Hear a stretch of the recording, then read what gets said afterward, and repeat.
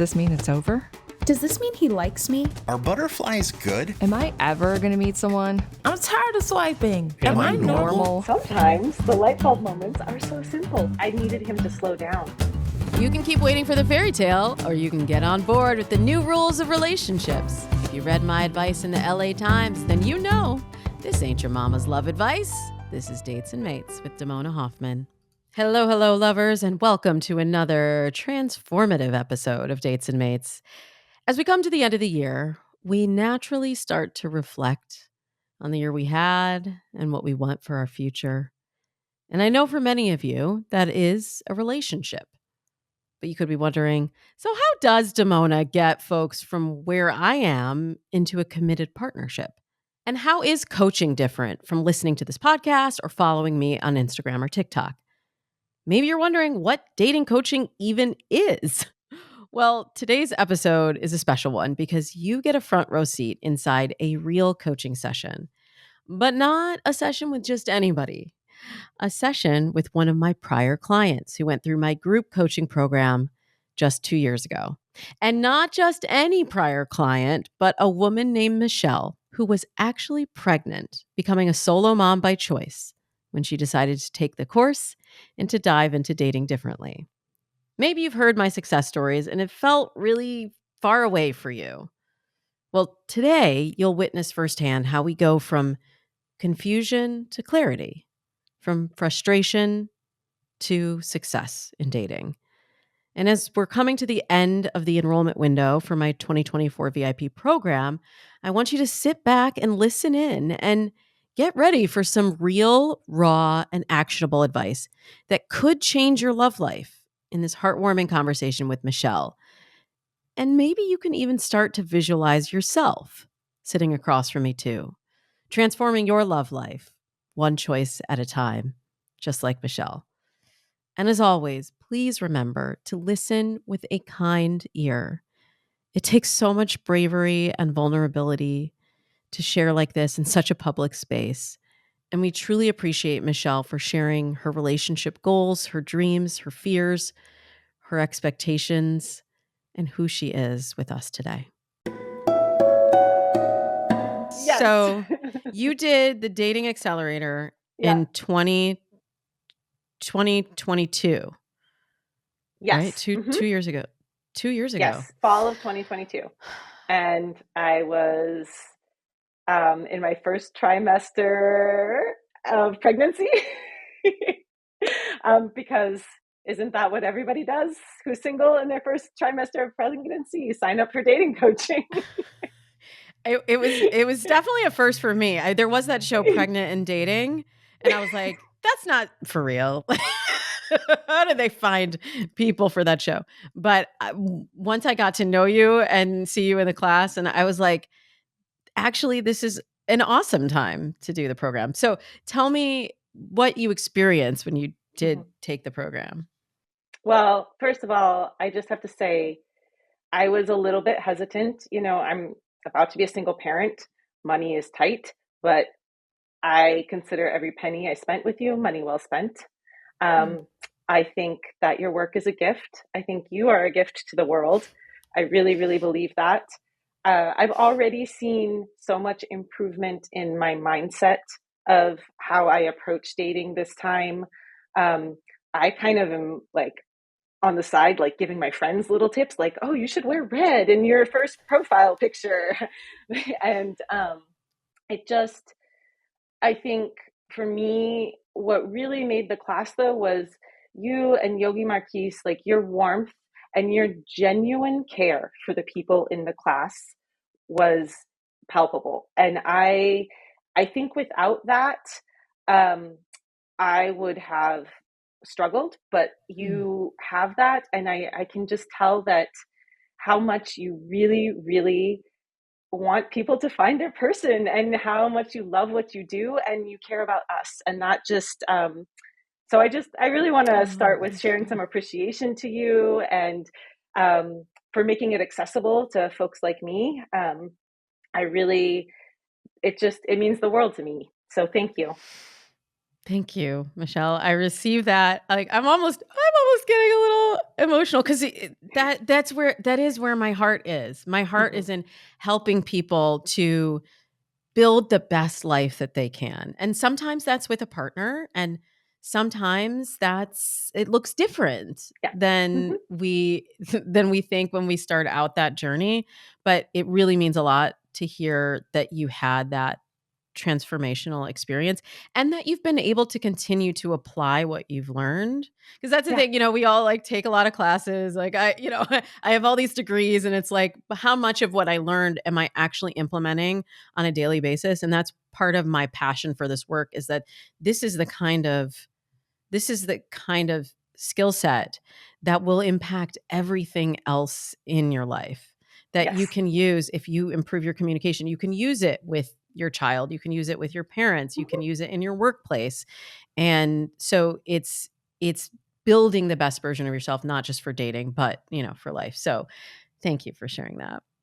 Yeah, and I mean, I even had some dates while pregnant, and um, I would say there was one that stood out that I think when I told him on the first date, oh, and by the way, I'm pregnant. He kind of looked around like, is there a camera somewhere? Right? But honestly, most of the other men that I met were like, wow, that's really cool. Like, you are really cool for doing that on your own. And so, I mean, I didn't meet my match or my person during that time. And I am actually really grateful, because that allowed me to give birth to my son and to just really, I mean, that bond is so tight and so solid. And um, so I think that worked out for my highest good. But, my son is 17 months now, and I am 43, and I still want to be married. I still want that big love in my life. I want to bring in someone who I would be proud to have as a role model for him. And so I'm looking for help to do that. Okay, I want to stop down on this conversation for a moment. I know that many of you are not pregnant and dating, but the situation is still applicable for so many of you. And it is fascinating, isn't it?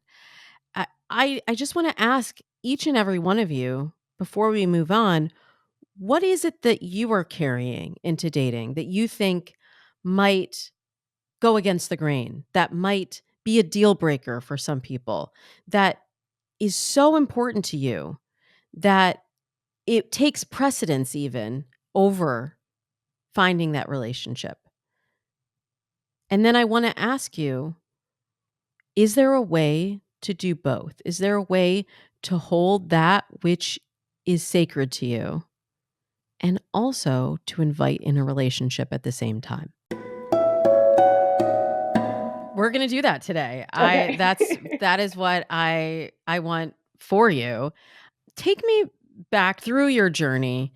First of all, deciding to have a child on your own, Yeah. hopefully to bring in a partner at some point, but you made the decision to be a solo parent. hmm How did that impact your dating experience? Did that change the kind of people you were connecting to, the kind of people you were looking for? How did that change your dating life? Yes, that's the answer. That's the short answer. Yes, it did change things. I think I'll back up just a little bit and say, like, it was a really hard decision for me. I was definitely um, just kind of in how I was raised and everything. I thought I would um, grow up, go to college, meet someone, buy a house, get married, then buy a house, and then, like, I thought, I actually like, did this. it the opposite way myself. Yeah, So, yeah. which So, my like, parents thought I was crazy. They were like, "You're right. gonna buy a house with this guy you're not married to," and I was like, "Guys, it's the it's It's okay. the new It's millennium." yeah. Um, so, and that, like, I did go to college and I did get my career started and I traveled a lot and I was open and I was willing, and I think I dated some people who we really connected and there was love there, but I think something that I maybe wish I had understood earlier that I understand now is that when people talk about having high standards, they don't mean that, oh, I want someone who speaks Spanish and I want someone who can dance. And like, they don't mean this list myth that you talk about. That's not getting someone to fulfill all of those.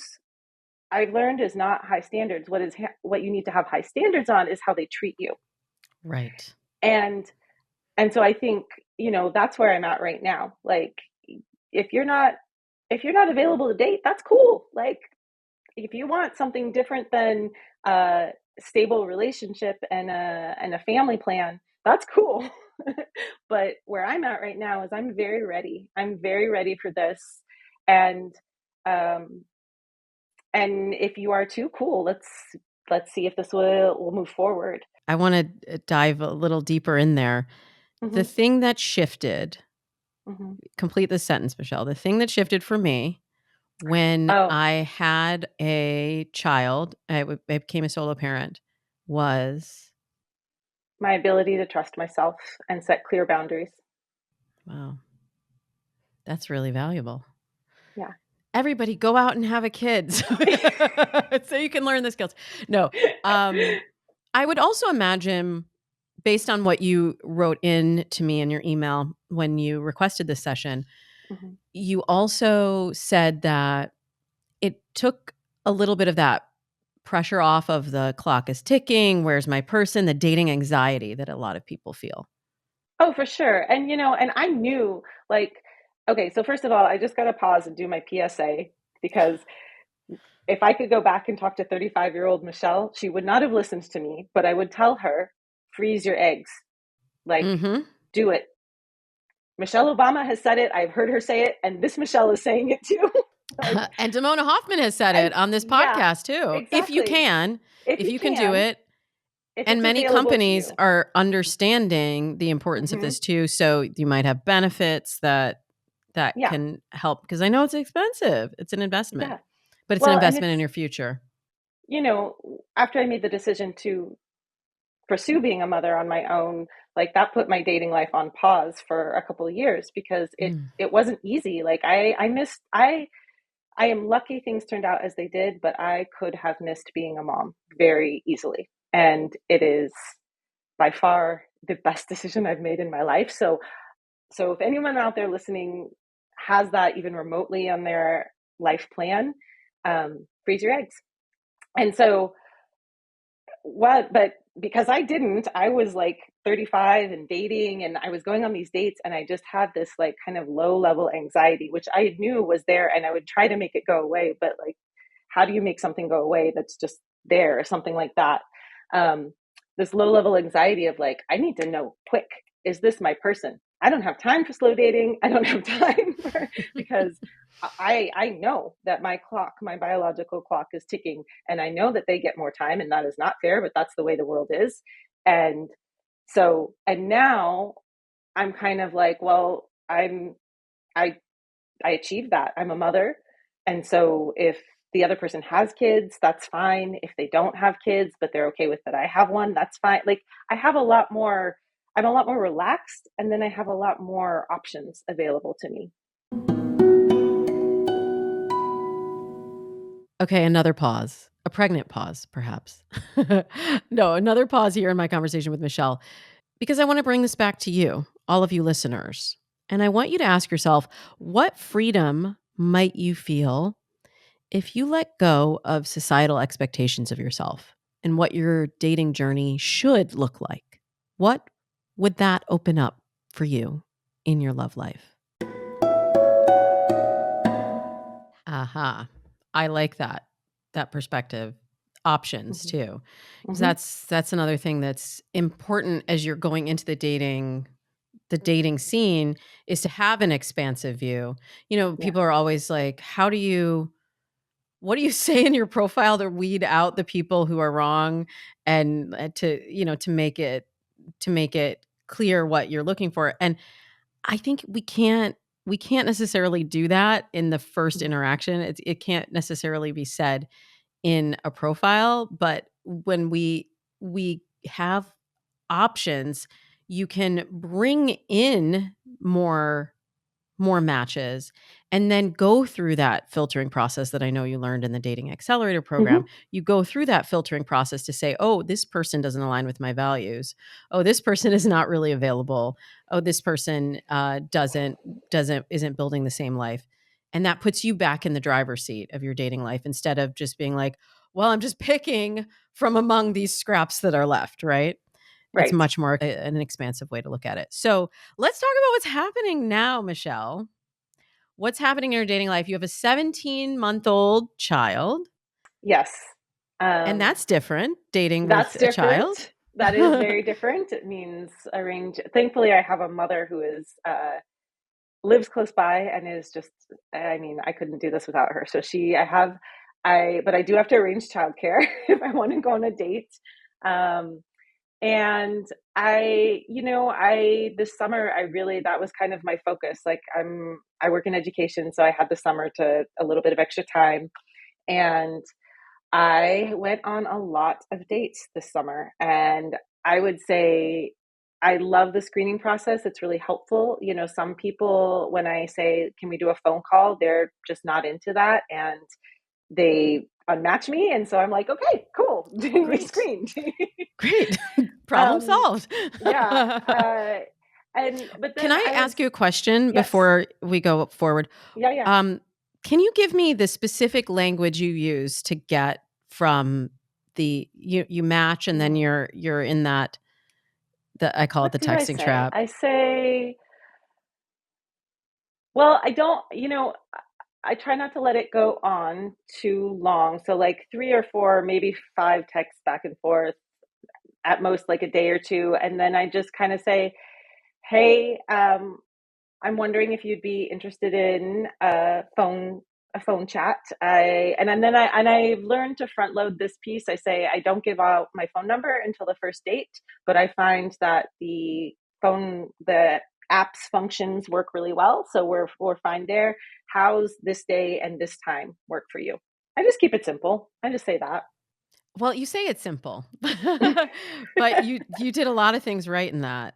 In first making it an invitation, you've heard me say Mhm. that before. It's always an invitation. So it's an invitation to continue the conversation in another format. Yeah. And you were really specific too. Like this is this is the next step. This is the time. And Hmm. so then it's really clear what they're responding to. It's, do I want to have the phone call? Am I available at that time? So Right. it seems like you've taken a lot of the friction points that some people run into out of the mix. And so of that, it sounds like the majority of people then are open to moving to that next step Yeah, I would say so. I mean, when you get to that point. there's a small handful that know, or like they're like, I don't see what the big deal is exchanging phone numbers, and I deal with like, well, for me, this is it, like, And so that's information too, that they can't exactly respect your boundaries or meet you at your comfort level. So, okay, right. so then you chat with them and then some of those make it to a first date. Yeah, and really, my mindset is, can we have a good enough conversation that I can reasonably expect that our date will go well? That's it. Like, I'm not, and I think most of them do make it to a first date. There was one that he just talked literally about himself the entire time, and no matter how I tried to like maneuver the conversation to other things, it was, so I was just like, no, I'm not, I don't need to do part 2 of this over drinks, like, um so, and then we'll go on the first date, and I'd say a lot of them actually make it to second and third dates. And here's where what I wrote to you in the email was, I was kind of running up against 2 different camps of people. So I've definitely had just like 3 people in a row who I matched with who were actually, they were separated but not fully divorced and living with their exes. And so I'm, like, maybe there's someone else who is separated and not currently divorced and living with their ex, and that would be a good match for them. But for me, I'm a couple steps ahead. Like, like I said, I'm looking for someone that I'm the only person in their life Yeah. romantically. Yeah. But as far as physical attraction, like the two men that I'm thinking of, like I was like, oh yeah, they're cute. Like I don't know about, I'm not really sure about butterflies. I still am curious about them, but like physically, just looking at them, yeah, they're cute. And then the other camp is interesting to me because one, I wasn't physically attracted to. One, I thought was cute too, but they were both um, available. They both sought me out. They would initiate like, when am I going to see you again? And I mean, even after, like, I would get to the third and fourth date. I think with both of the, I think one I had 3 dates and one I had 4 dates. And at that point, I had started to feel really anxious about our dates because I knew that they were attracted to me and wanted to pursue something with me, but I was not feeling that same, like, I, we would get to the end of the date and I'd be like, oh, are they going to kiss me? I kind of don't want them to kiss me. Are they going to, like, Hmm. and so I let them go. And and I just don't, that's kind of where I'm at right now. Um, I, I am getting more matches because I'm more curious about people, but I'd say the people who I'm swiping on, who I'm both curious and excited about, that number is much less. Okay. Let's separate these two camps and talk about them individually, and then maybe we'll weave it together. Okay. The people who you've matched with who are not technically available, how long did it take you to discover that information? Um, with one guy, it was pretty much after the first date Okay. because because I organized everything for the first date. And we both agreed on that date that we wanted to see each other again. And so I kind of was like, okay, let's see what he's going to do because I don't want to be organizing everything all the time. And he invited me out on a Tuesday afternoon for Tuesday evening. And I said to him, hey, I'd really love to, but I have a son and I need to like, I need 24 hours notice. And throughout that whole next week, he was not able to give me 24 hours notice, and he slept through our second date. And so, like, that's where I was just like, again, like, I'm sure you're a lovely person. And everybody, I believe people are mostly good. And not everybody's a match for me. So, not every mostly good person is a match for me. And that, like, being a mom, I need someone. I mean, I feel like 24 hours notice is pretty reasonable, actually. Very. So, and then the other guy, I actually didn't find out until the third date. And it was just like, because on the third date, we went we did mini golf. And then we were talking afterwards, and I was telling him about my friend group and my families. And so I said, oh, well, tell me about your friends. And he said he didn't really have friends. And so that was my first kind of ping, like, oh, he doesn't have friends. And then the conversation just kept evolving until I realized, oh, because I'd been on a lot of dates by this point, and I was like, wait, did we talk about how his divorce went? And so I said, oh, well, tell me, like, how long have you been divorced? And that's when I found out he wasn't actually divorced. He was separated. And And he'd maybe lied about that on his profile?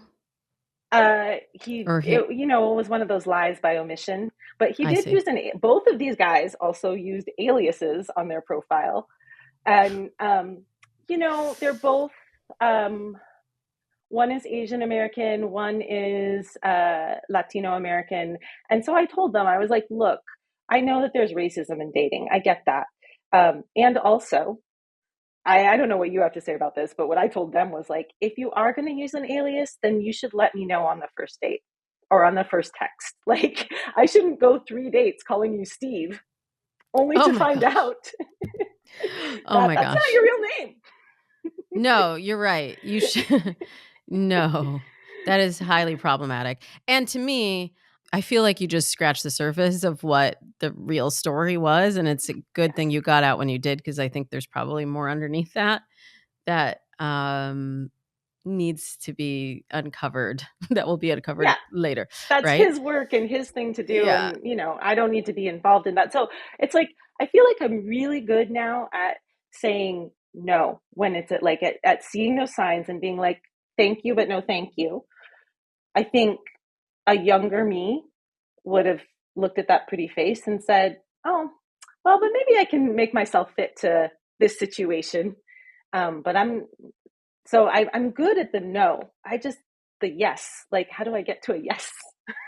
So let's talk about the other camp. Okay. The two guys, you said you went on multiple dates with them after about 4 dates. You Mm-hmm. felt like you said this in your email. You felt like you should keep moving forward with them because feeling butterflies is a myth. Mm-hmm. And yet that anxiety Mm-hmm. bubbled up for you because you weren't feeling what you thought you should be feeling at Yeah. that point. How did the relationship, like those first 4 dates, how did the relationship progress differently? Let's just talk about like Mr. 3 dates with the wrong name. Yeah. Was there anything Steve, else you we could can use his Steve, alias, let's for Steve. example, Steve. Did anything different happen with Steve Mm. in those first 3 dates that the other 2 guys didn't do? Yes. I mean, in retrospect, the signs were there. But because I was trying to stay curious, I was like, okay, let's see what happens. But we matched, and then and we both said, oh, I'm so glad that I matched with you. And then he asked me some questions. I responded, asked him some questions, and it took like 3 days for him to respond to that. And then after our first date, we both said, he said to me without me prompting, I would like to go on another date with you. And I said, great. And we both knew we were going to be out of town. And so but 12 days went by before I heard from him again. And I only heard from him when I reached out and said, hey, I'm not sure what changed in between our first date and now, but it seems like you're not interested anymore. I wish you the best. And then he responded. So there's definitely this like, and now I know it's because, you know, he's still in relationship with his ex, in some sort of relationship, Yeah. But what do you realize about what happened within you in oh, those exchanges? I mean, I think I was a little disappointed, but also just like, oh, that's just how it is at this stage of the game. I'm learning, I'm getting to know this person. So But was that an element that made you more attracted? That made no, you not at want all. to? No, Okay. So no.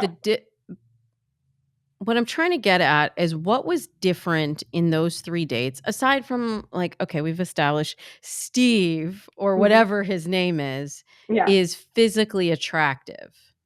yeah. Was there anything else that he was doing, like in terms of not being so available, in terms of, I don't know, chivalry, in terms of accelerating things physically that you were not seeing with the Mr. Nice Guys, we'll call them? I think I know where you might be going with this. And like I'm going wherever you take me, Michelle. There's not a predetermined destination. yeah. I mean, I have thought about, is it the fact that they're unavailable that makes them seem more physically attracted to me? I have thought about that. And I think it's more complex than that. Because in the guys who were nice, there's one of them, I was like, he is cute. He was cute. And the other one, I didn't find him as cute. But the one who I didn't find as cute, he's tricky. I've thought about him a lot because I know we don't have a list myth, but if the list were real, like he had a lot of the things on my list. Like, Mhm. um, and he made my life easier. So he would do things like, oh, I made some dinner. Can I bring the leftovers to you and your son? And he lives an hour away from me. So it was it was such a nice gesture. And I loved it. But I was so mad, Damona, because then he would kiss me and I would just be like, not like, I don't know. Well, you can all probably guess what I'm about to say about attraction. But first, we have some attractive offers from the people who help bring you dates and mates for free. See what I did there? Thank you for supporting our sponsors. Now, back to the topic of attraction. You can't should yourself into attraction, right? Especially like once you get the anxiety, the ick, it's really hard to reframe that. Yeah. What I'm actually getting at is I wonder if there's something else that the Steves are Mhm. doing that you could guide the nice guys, let's call them the Sams. You could Ah, guide the Sams to do. So, like if earlier in the connection, because it seems like I'm just calling him Sam. I don't know what his name that's is, fine. but the That works. Sam was like was already going into nurturing mode Yeah. before he uh, showed you romantic mode. It sounds like.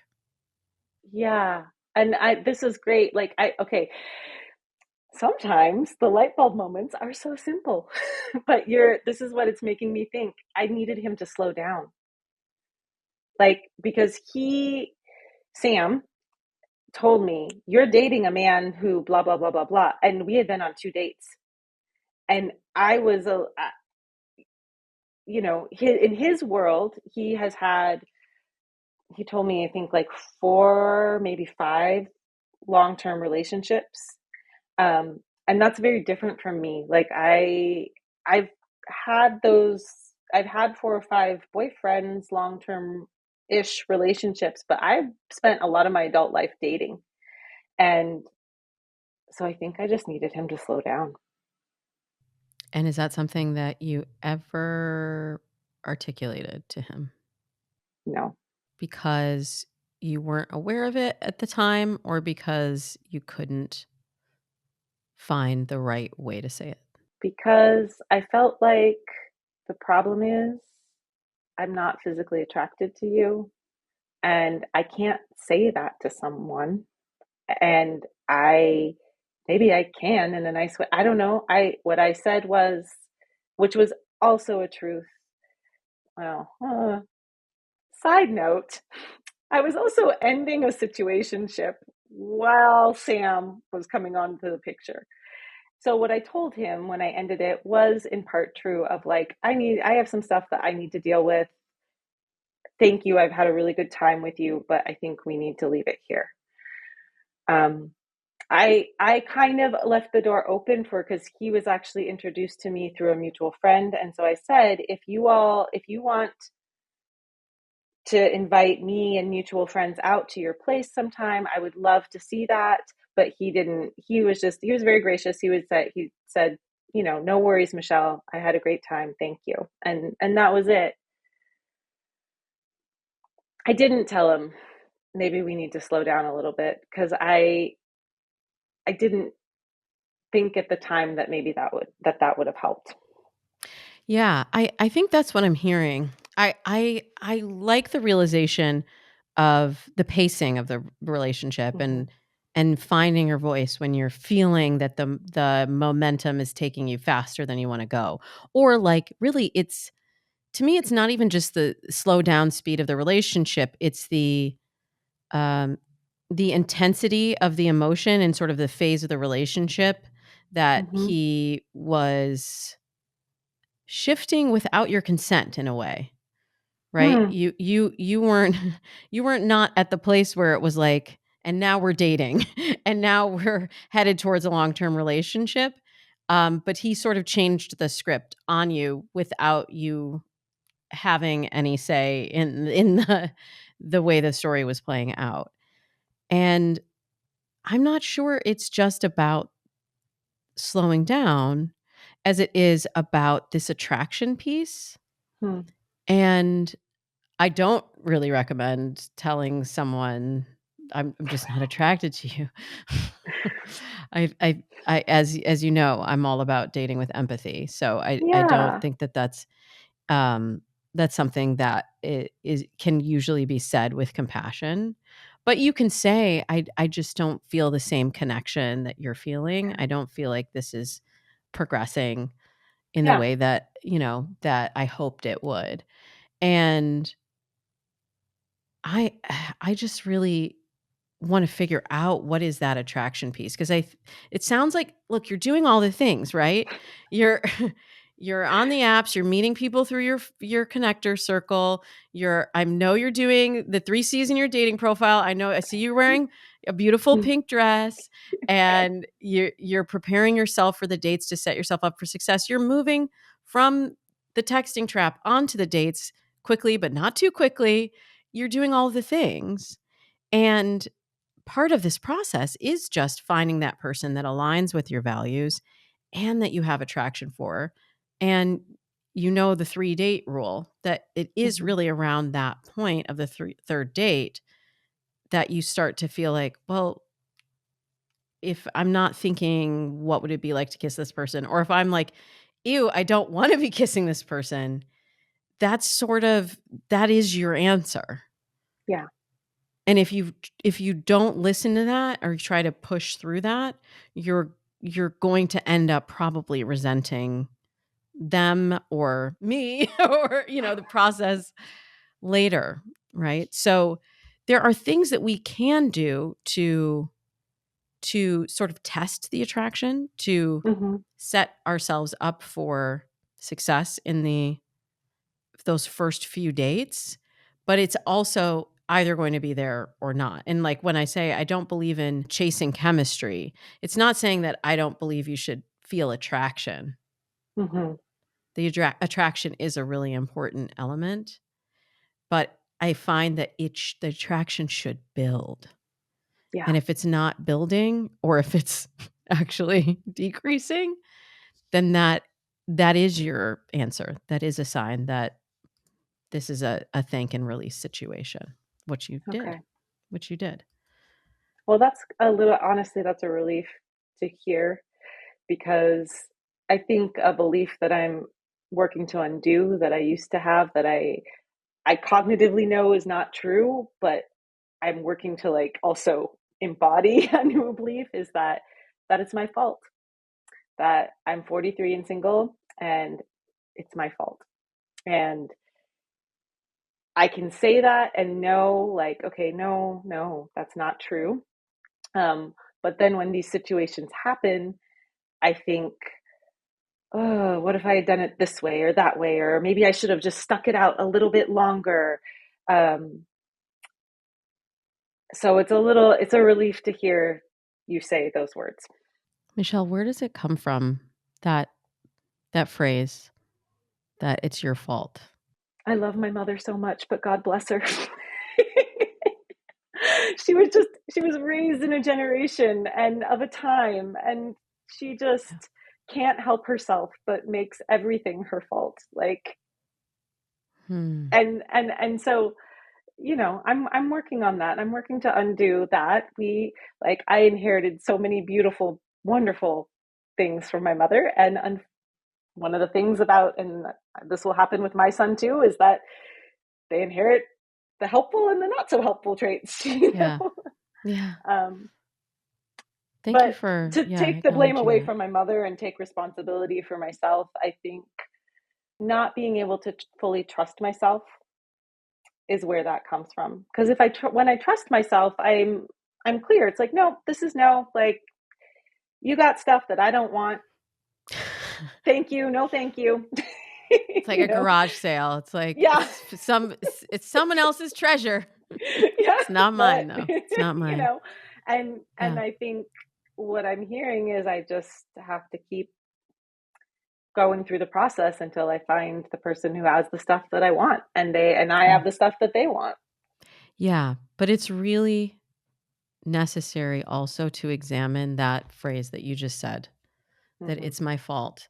And I mean, I'll let your mom off the hook, but I'm not really gonna let your mom off the hook. And look, I have a mom Yeah, that passed a lot of stuff to me. And I'm a mom, and I'm passing a lot of stuff all the time. I'm like, tell it to your therapist in 30 years, honey. but exactly. but but the way I look at that is it's not necessarily we're not passing blame to your mother, but we are just acknowledging what you've inherited, Michelle. Yeah. You've inherited a story. And we've all inherited stories from our family of origin, from our relationship role models, from the rom-coms and fairy tales, right? We've inherited a story. And as you said, it's up to us then to say, what do I do with this story? And to remember that we have the power to rewrite that story.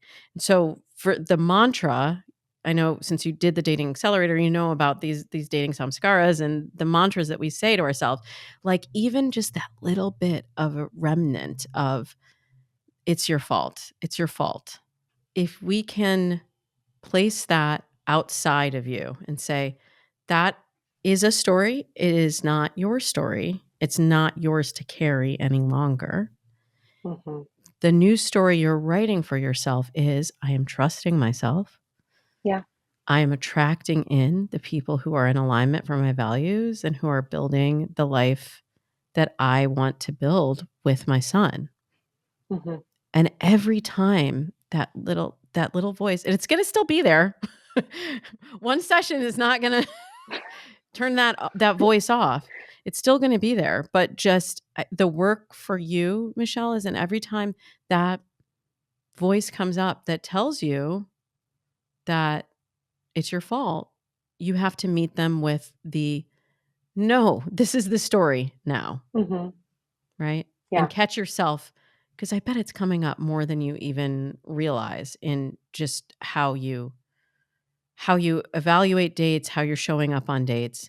And so do a little we talked about mirror work on the podcast a couple of weeks ago. Maybe do a little mirror work, maybe do a little journaling exercise, do some sort of pre-date ritual. You've learned in the dating accelerator about music and exercise, or doing something that's a mindset mover that shifts your mindset before the date. But for you, I think it's really important to also acknowledge that story, see that story, and set it aside before you go. Okay, me again. Just one last pause here, because I want you to really ask yourself, what are the mantras that you have been repeating again and again and again? And what are the rituals or touch points or mindset shifts that you can make to change the mantra and therefore change your reality and therefore change your life? So that's step one. Can we do that, first of all? I can Do you do feel that. like you can do I that? definitely can do that. Okay. And rewrite, like I gave you a couple of suggestions of what that new story is, but spend a little time thinking about what really is that mantra, the positive samskara that you're going to replace it with for you. Okay. Then the next thing is, I want you to think about how to bring the level of attraction up on all of your dates. And then you get to decide how far you want to take it. But I want you to see how much you can impact that dynamic in the moment. There's so much that we do that then changes how that person feels with us, in terms of making them feel heard and safe and comfortable, in terms of letting them know that you're open to a more physical or more flirtation. So see what happens you said that with Steve, the artist formerly known as Steve, you said that you plan the dates. Yeah. Is that a typical, or your first date? I planned we kind of co-planned the first one. The second one he planned. I suggested the third one. The other guy was Tony, was his fake name. He was the one that was the last minute planner, where I was doing all the planning. Okay. Tony. Tony is not going to be in the driver's seat, and neither is Sam or Steve, to be honest, because you have a specific goal in mind, and it's not an endless timeline, of course. Like you have these moments with your son that you want to share with a partner. Again, it's always an invitation. So really think about, and I'm just going to make a guess here. Did Sam plan all the dates? Was Sam like, this is how it goes? Actually, I suggested, in an effort to turn up the dial on the attraction, I asked him if we could go out to a fancy dinner. I live in a city where, unfortunately, people don't like to dress up because I really like to dress up. And so, and so I was like, well, maybe we can turn up the dial on attraction and we'll go to a fancy dinner. And it moderately worked. I mean, it was, I felt comfortable and we had a good time. We had a great time on the dinner. It For the still first wasn't date? enough. Was It it the was first date? the second or third. Okay. Because Yeah. we know no dinner dates for the first date. Yeah, no. But of No, course, it was of the course second or not. You would third. never. Yeah. And where did you sit on said dinner date? Across from him? There wasn't an option. I had to sit across from him. Mm-hmm. So unfortunate, right? Well, you work with the situation that you have, right? Yeah. But I would encourage you to think about, especially if you're at that point where you're like, this is starting to fizzle, or I think we're heading towards the friend zone, or I don't really know how I feel about this. See how you can orchestrate a more romantic situation. It sounds like you're starting Okay. to do that already, Mm-hmm. but continue to lean into that because you know all of this stuff and you know all of these principles of flirtation and attraction. Mm-hmm. And you just need to give yourself the grace also that this is a process. This is Yeah. a process you're in. Your son is not even 2 years old.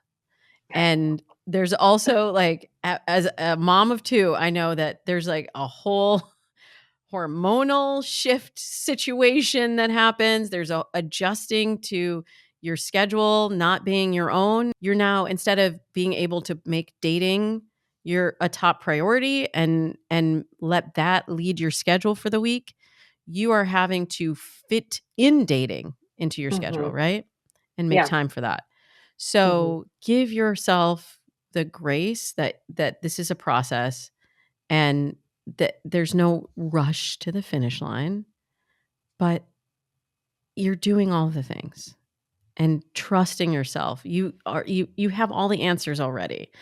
Trusting yourself that you do know what you're doing in dating, and you are going to meet a person that is going to, we're not dating by list, but is going to be everything that you need them to be and make you feel the way that you need to feel. Thank you. You're Thank welcome. you. I appreciate that. So, Michelle, Appreciate that. I know we came in here, we didn't really establish exactly what your goal was for this session, but when you think back to where you were when you came into this session and where you were when you wrote that email to me initially, how do you feel about how we used our time today? How are you feeling right now? Oh, thanks for asking that. I feel really good. Thank you. Um, yeah, I feel settled, actually. I feel a little more grounded and like even just that much more confident. Like I have grown a lot and I am putting into practice all the things that I've learned. And on one of your podcasts, somebody made the analogy of like getting online is like going to the airport. And I've just kept that. And that has been very helpful to keep in my mind. And like, of course, I wouldn't go to the airport and expect everyone to be my match. Right. So, like, it is a little bit of like, you have to kind of sift through and you have to go through the process. And which is also a growth area for me because I like to check things off my list. And, like, but I mean, if there's anything to not, processes that are very human are just that, they're processes. They're not about, it's about finding a heart connection with someone. And so, yeah, I feel really, grounded, settled, and like I have a clear direction for moving forward. So thank you for that. I appreciate it. I feel heard too. So thank you for that. Of course. Well, thank you for being willing to go through this experience with me Yeah. and going through the dating accelerator and just always showing up. I remember from the dating accelerator, Michelle, also, you always came to class with a smile, with a willingness to participate. No, seriously. Okay, now Yeah. this is the part where I give you a compliment. Oh. Because I know that how hard that is. I know that how hard that is, especially when you're feeling like you're doing something really huge and sort of scary, like embarking on this journey of motherhood is a lot on its own. And you're doing that, you were doing that while dating, and you're doing that while being a daughter, and you're doing that while working. And I know it takes a lot to show up fully Mhm. and ready for the experience. So I commend you just for continuing to show up, for then also then implementing what you learned, and for also then raising your hand here to say, Damona, I need a little bit more help. Can Yeah. you can you come and come and put me back in the nest and and give me the tools and the support to get to that next step. There's always a next step, and I'm always here for you as you move Oh, through your thank dating you. journey. So thank you for Thank trusting me. you. Yeah, thank you for that. I received that. It's just it is a very like last night I was like, what did I sign up for? I didn't 'Cause as bite. brave as brave as like I do I think I have a degree of bravery that has served me well. Yeah. And also that doesn't mean that I don't feel I mean I still feel vulnerable and scared and like what the heck, you know? But I also have a lot of trust in you and in me and in this process, and so um thank you for that. I appreciate it. I hope you enjoyed this sneak peek behind the scenes into my coaching program. Every client is different. So I love that I can share the coaching experience with you in this way and help you envision how your dating life could be different too. It has been my mission to help daters find lasting love for almost 2 decades now. So, if you're ready for your own transformation and you would like to have a dating plan that is tailored specifically for you, then you could be one of the last 2 people that we invite into the VIP coaching program this fall. To see if it's a fit for both of us, you can book a coaching assessment call with my head of coaching programs, Yogi Marquise, who Michelle mentioned as a game changer at the top of the episode. Go to damonahoffman.com/intro call to book your intro call and assessment. Again, we only take a small handful of clients who we feel we can really make a difference for into the VIP coaching experience with me and my whole team, including Yogi Marquise. So once the slots are filled, they really are gone until enrollment opens up in the new year.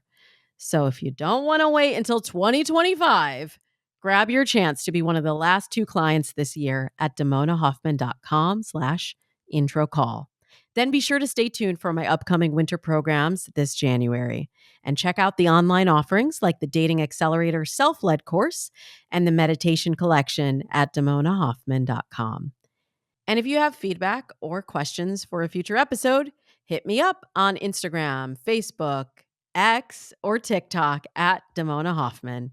You can also shoot me a text or leave me a voicemail at 424-246-6255. I hope you enjoyed episode 531 of Dates and Mates. Next week is going to be so much fun. We will be with Benjamin, the flirt coach, to celebrate Halloween with our annual Dating Horror Stories episode. Until then, I wish you happy dating.